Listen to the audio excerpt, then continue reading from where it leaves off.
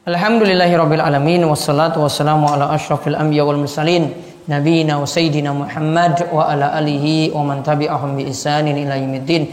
Allahumma anfa'na bima 'allamtana wa 'allimna ma yanfa'una wa zidna ilma. Ini nanti sebentar lagi tafsir juz ammanya sudah mau selesai kan? Tinggal 1, 2, 3 surat. Mau dilanjutkan apa?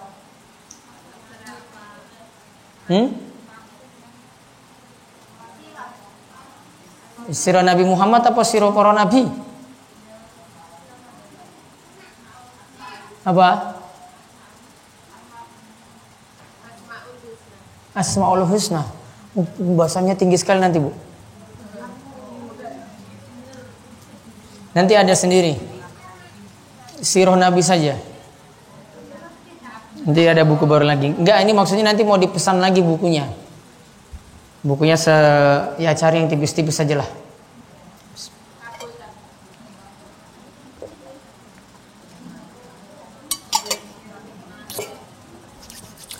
Baik, kita lihat pembahasan terakhir apa? Aturan melihat wanita ketika dilamar. Nah, sekarang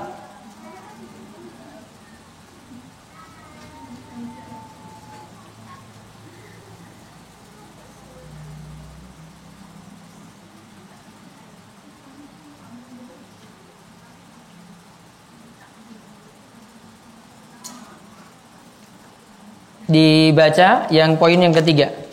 Kemarin aturan-aturan sudah Sina.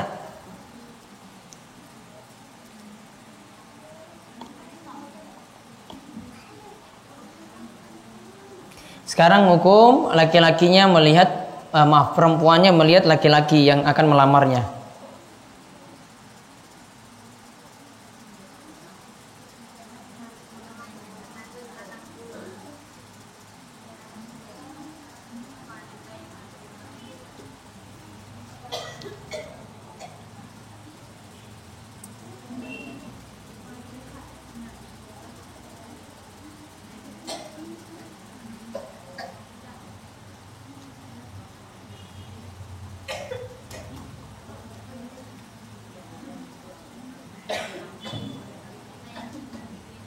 Wanita yang dipinang melihat laki-laki yang meminangnya.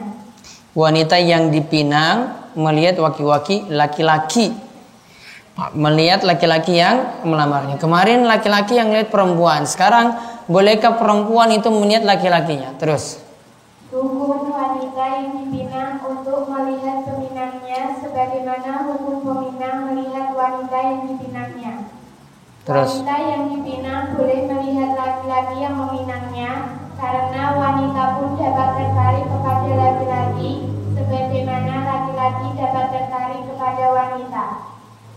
Bahkan si wanita lebih layak diberi kesempatan untuk melihat calon pasangannya karena pihak laki-laki bisa saja menceraikan istri yang tidak disukainya sementara si wanita tidak bisa melakukan hal itu.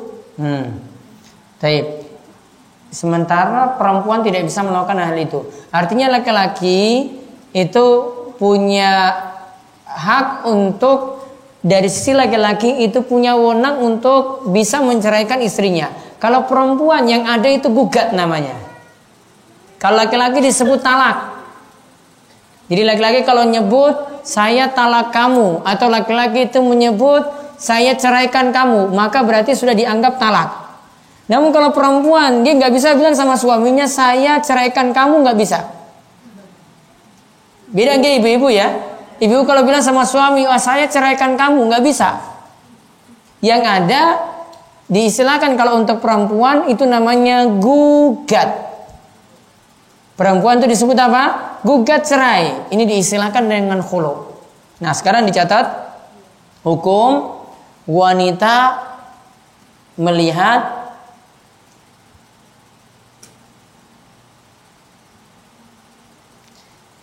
laki-laki yang meminangnya. Hukum wanita melihat laki-laki yang meminangnya.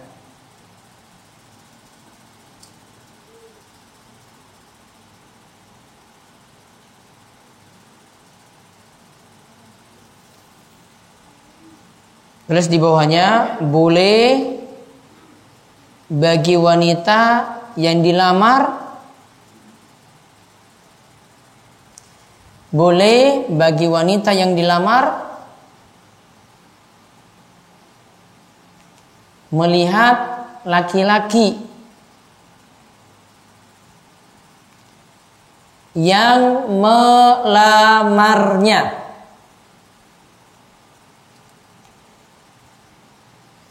Melihat laki-laki yang melamarnya. Karena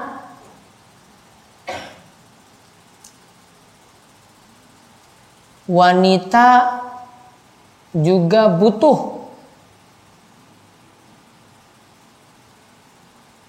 memiliki kesukaan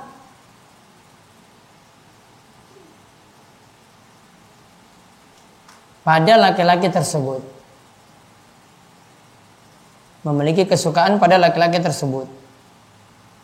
Wah, ini jangan-jangan orang pas, dibilang kemarin putih, kok sekarang kok ireng gitu. Dan kalau sudah nikah, gak mungkin dia protes. Dan tadi saya katakan tidak mungkin wanita yang bilang, saya ceraikan kamu, gak bisa. Maka wanita lebih punya hak besar untuk bisa melihat laki-laki tadi sebagai calonnya. Kemudian di bawahnya lagi, Vina. Dapat dikatakan bahwa syariat tidak secara langsung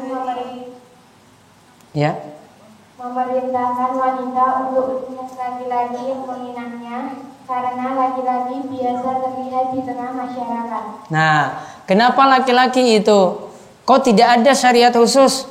Perempuan suruh lihat laki-laki, yang ada cuma laki-laki lihat perempuan. Karena laki-laki itu biasanya berkeliaran kemana-mana. Perempuan itu di rumah. Karena laki-lakinya biasanya nongkrong di mana-mana, jadi tahu, oh ini laki-laki yang mau lamar saya. Oh, dia tahu ini laki-lakinya seperti ini. Namun kalau perempuan sulit. Perempuan itu asalnya ada di rumah, sehingga beda dengan laki-laki. Terus, mereka tidak tersembunyi sebagaimana kaum wanita. nah, laki-laki tidak tersembunyi sebagaimana kaum wanita. Berarti kalau wanitanya yang senang jalan-jalan, ini masalah. Ya, wanita itu asalnya di rumah. Wanitanya senang berkeliaran sana sini, nanti ada di warung sini, nanti pindah nongkrong di sini lagi, pindah di tempat ini lagi. Oh, berarti ini masalah. Asalnya wanitanya itu di rumah sehingga sulit dicari, maka butuh dilihat. Kalau laki-laki, nah ini yang sering jalan-jalan kemana-mana. Terus, keadaan seperti ini memungkinkan bagi pihak wanita untuk melihat laki-laki yang meminangnya dengan mudah jika dia menghendakinya. ya, terus di bawahnya lagi. Para ulama berbeda pendapat tentang batasan anggota badan laki-laki yang meminang yang boleh dilihat oleh wanita yang meminangnya. Nah, apa nih yang mau dilihat pada laki-laki? Kalau pada perempuan kemarin apa? Hah? Wajah kali telapak tangan. Boleh buka jilbab enggak? Kalau enggak perlu enggak? Bahkan enggak perlu juga. Terus sekarang kalau laki-laki, ibu-ibu kalau dulu itu pengen lihat mananya? Apa ini? Mukanya tok berarti? Hah? Duitnya nggak perlu? Oh, perlu juga. Mau tahu dari mana duitnya ada? Terus dibaca, Vina. Yang benar? Pendapat yang benar bahwa si wanita tidak diharapkan melihat lebih dari wajah dan telapak tangannya, karena aurat laki-laki itu antara pusar hingga lutut. Wah, berarti ini yang penting dia bukan antara pusar dan lutut. Ini jawabannya. Berarti tahu badannya six pack juga berarti. Ya Allah.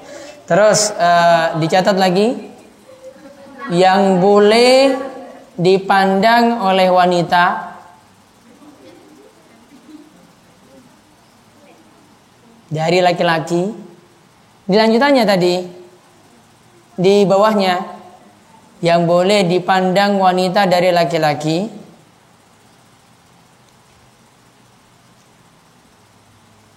boleh lebih dari wajah dan telapak tangan.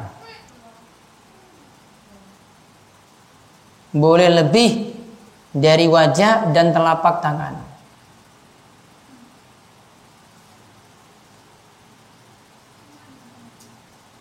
Sudah? Baik, sekarang poin yang berikut yang keempat.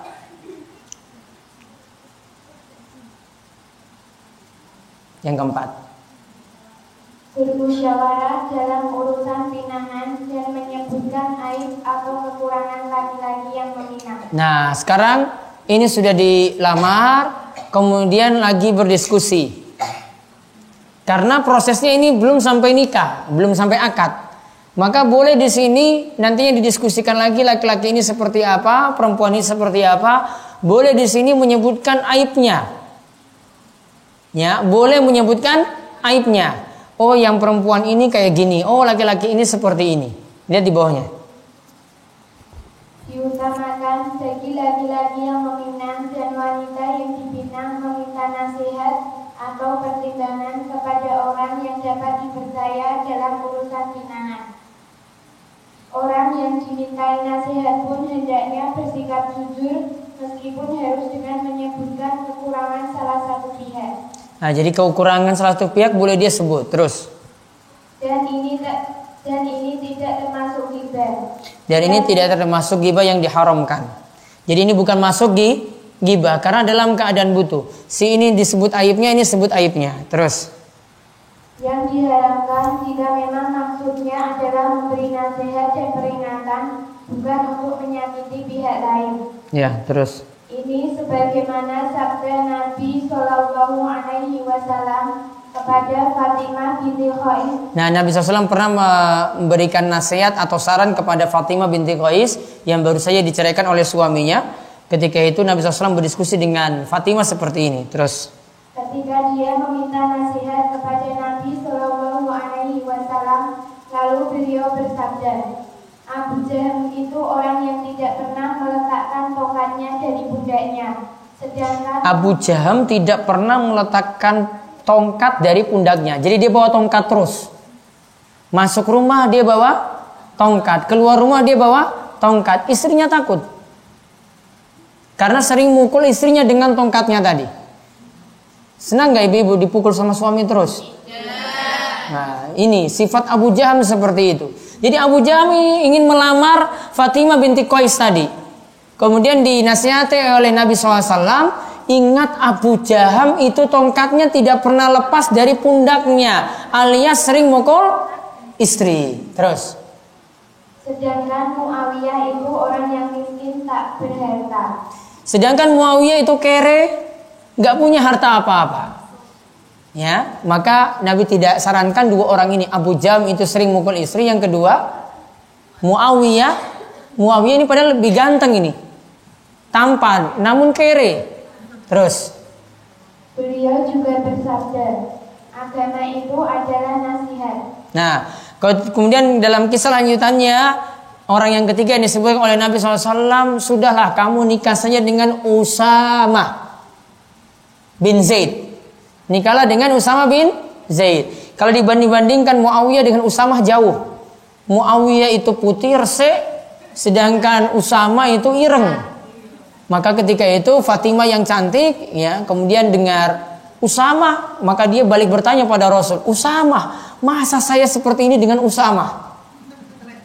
Kemudian Rasulullah SAW katakan lagi, balik lagi mengatakan, kalau kamu taat pada Rasul, maka engkau itu akan selamat. Maka akhirnya dia pilih anjuran Rasul tadi, akhirnya menikah dengan Usamah. Walaupun orangnya hitam. Terus. Dibolehkannya menyebutkan kekurangan salah satu pihak jika memang diperlukan. Akan tetapi jika masih dapat diselesaikan tanpa harus menyebutkan kekurangannya, maka tidak boleh menyebutkannya dan tidak boleh pula menyebutkan aib pihak lain. Baik, ditulis judulnya bermusyawarah ketika melamar.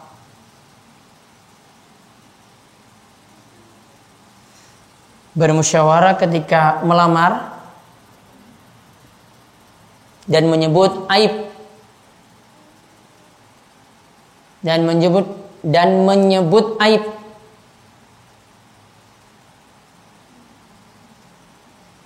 dari yang melamar.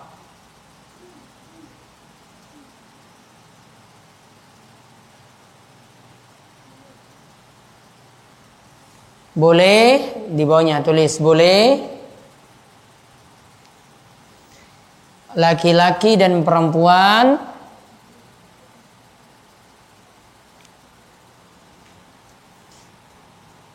yang melakukan lamaran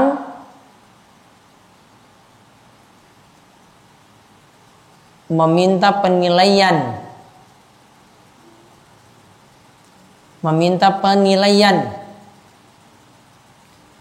dari orang yang terpercaya.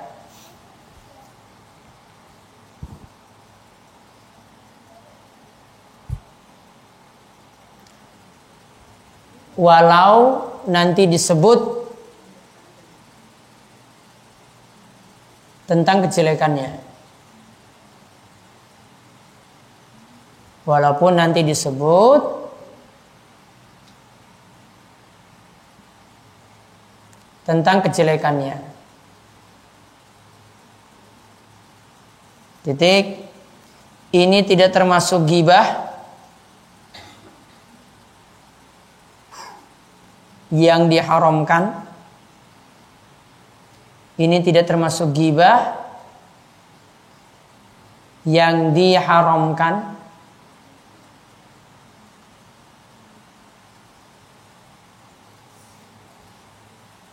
Namun termasuk nasihat dan peringatan.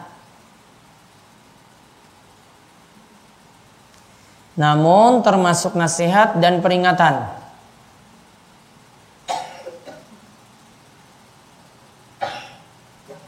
Selama bukan tujuannya menyakiti. Selama bukan tujuannya menyakiti.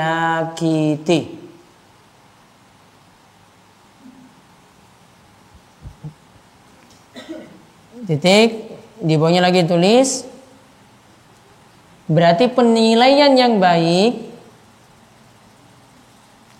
Berarti penilaian yang baik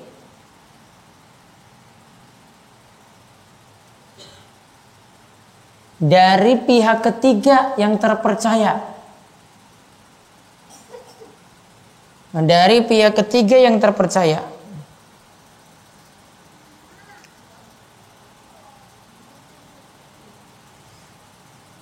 Bukan dari yang melamar dan dilamar. Bukan dari yang melamar dan dilamar.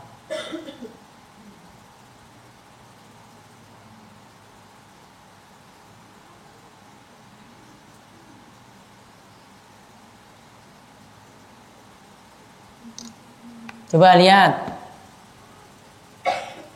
Kalau kita tanya kepada si perempuan langsung, wah kamu itu rajin sholat apa enggak? Perempuan jawab gimana? Wah saya itu rajin sholat.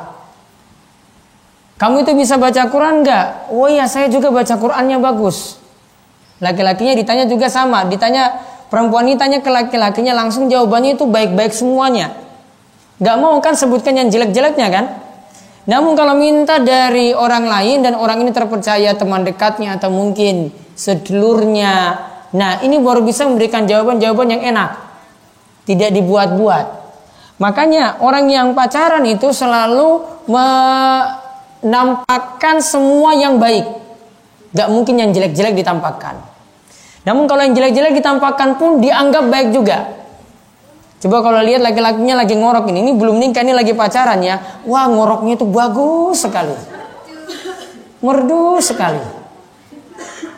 Laki-lakinya isap rokok pun wah gak apa-apa baunya itu enak. Semuanya disebutkan yang baik-baiknya itu dia senang. Ya berarti yang jelek-jelek itu dianggap baik semuanya. Penilaiannya seperti itu. Memang godaan setan seperti itu. Ya itu ibu-ibu alami 10 tahun yang lalu, 20 tahun yang lalu. Seperti itu kan. Yang dialami iya. Ya, dialami seperti itu. Ya maka setan itu hiasi seperti tadi. Yang jelek itu jadi baik. Ngorok tadi suaranya itu merdu sekali. Masya Allah enak sekali. Padahal kalau sudah nikah itu ya ngerinya bukan main. Iya. Namun kalau belum nikah itu kayak gitu. Tuh ketika jalan pegang tangan berdua gitu, waduh serasa dunia itu milik berdua saja. Yang lainnya itu cuma numpang. Gak ambil peduli lagi. Mau mojok juga sama juga. Nganggap tuh yang lain gak ada. Padahal kanan kiri tuh lihat mereka lagi mojok. Ya, itu godaan setan tuh kayak gitu memang. Yang belum halal itu dihiasi sampai baik itu seperti itu. Yang jelek itu dianggap jadi baik seperti itu. Ya, itu tadi godaan-godaan setan. Makanya kalau mencari penilaian itu dari pihak ketiga itu lebih baik. Wallahu a'lam bishawab.